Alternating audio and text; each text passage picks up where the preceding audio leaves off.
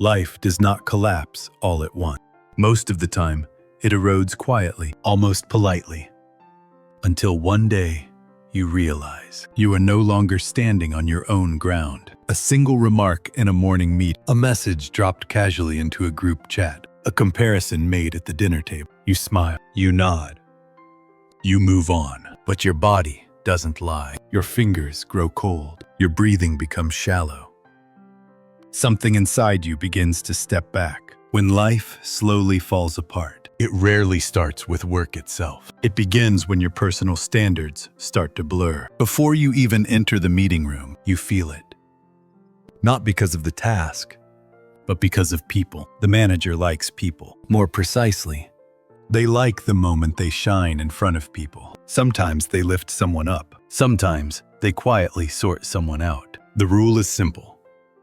Are you useful to me or not? Lately, the manager talks often about another team. At first, it sounds like gossip. You know they avoid responsibility, right? That kind of person is the most dangerous. You remember how that project failed, don't you? Don't you know?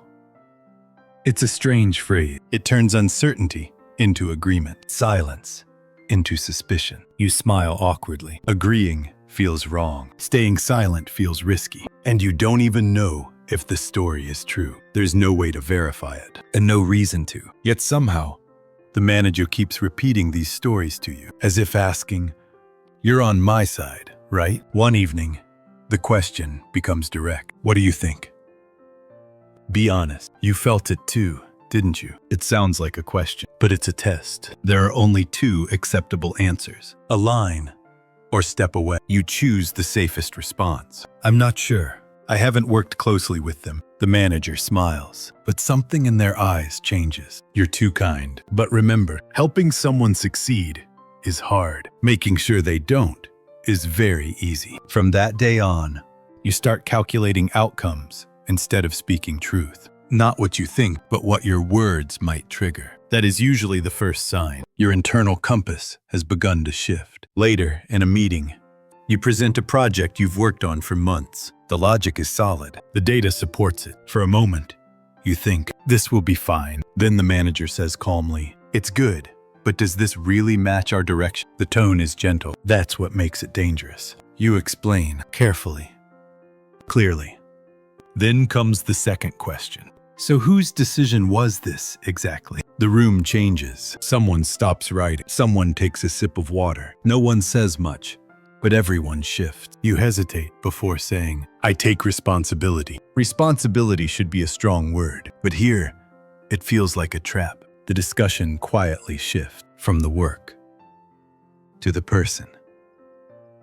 Later, messages appear. That meeting was a bit risky. Yeah, I had concerns too. Other teams aren't convinced either. You type a response, then delete it. In structures like this, explanations are always a disadvantage. Once you explain, people stop listening to content and start watching posture. What hurts most isn't the evaluation, it's the ethical tension. If you agree, you become someone who harms another. If you don't, you may become the next target. That is how refined this structure is. The more decent you are, the easier you are to corner. That night, you lie awake, not replaying the question, but the demand beneath it. Are you on my side? This demand reaches deeper than work. It reaches your standards. Here, the Stoic philosopher Epictetus becomes relevant. Born into slavery, he understood what it meant to live in conditions you could not change. So he focused on one thing, not the outside, but the inside.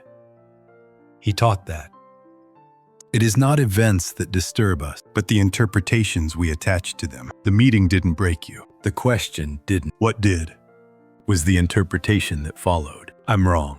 I'm dangerous. I must align to survive. When those interpretations settle in, life begins to tilt quietly because you stop seeing yourself through your own eyes and start seeing yourself through theirs. So the question becomes simple. Whose standards am I living by right now? The moment you ask this, something shifts, not dramatically, but clearly. That is why this series is called Shedding. Because once you notice that the standards wrapping around you are not truly yours, they stop being permanent. They become removable slowly.